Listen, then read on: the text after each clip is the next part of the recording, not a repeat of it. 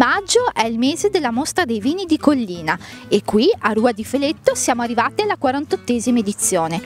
Oggi si festeggia anche il 50esimo della fondazione della Proloco, un appuntamento dove aziende e comunità si incontrano per la valorizzazione del territorio. Andiamo a vedere insieme.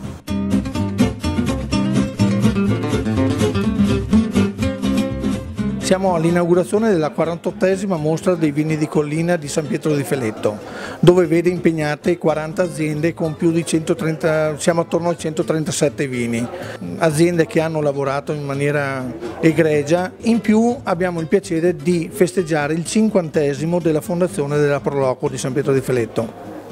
Nasce nel 1969 e a oggi festeggiamo appunto il 50esimo, volendo con il 9 di giugno fare un pranzo invitando tutti i presidenti, che per fortuna sono tutti quanti in vita. 50 anni fa hanno creato uno statuto che sembra fatto oggi, il dovere di rispettare quello che il primo consiglio della Proloco nel 1969 ha creato. Ovviamente, essendo tutti volontari, dedichiamo del nostro tempo libero. Non è la prima volta che vediamo le prime luci dell'alba che siamo qua che lavoriamo. Questo fa parte di tutto l'ambiente volontario. Ringrazio veramente di cuore tutti i miei collaboratori, perché la Proloco di San Pietro di Feletto ha delle persone eccezionali dietro alle quinte.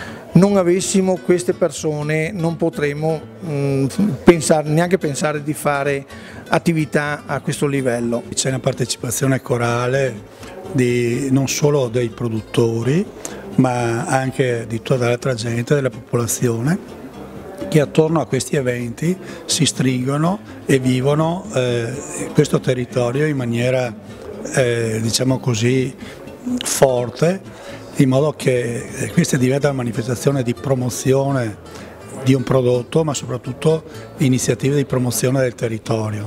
Se le Proloco non ci fossero, ma se il volontariato non ci fosse, bisognerebbe inventarlo. È indispensabile anche in un territorio alla fine ricco come il nostro che ci sia tanta gente che si dedica gratuitamente tutti i sabati e le domeniche, rischiando anche di persona, nel senso che noi non abbiamo normative che oggi tutelano i volontari, rischiando poi in proprio, perché poi le responsabilità sono dei volontari, del Presidente della Proloco, dei consigli della Proloco, di chi si assume le responsabilità di organizzare eventi come questi.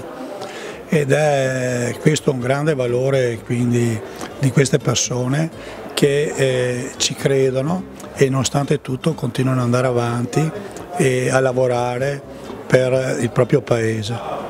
Avere appunto del feeling già dalla prima riunione fino alla fine, fino al gran galà della primavera del Prosecco, e non posso dire altro che è una delle cose più importanti, insomma, che tutti lavorino nella stessa direzione, una direzione che va verso la promozione non solo del vino ma anche del turismo, dei luoghi, tramite le passeggiate e tutte le varie manifestazioni che vengono organizzate in collaborazione. Ci sono proprio dei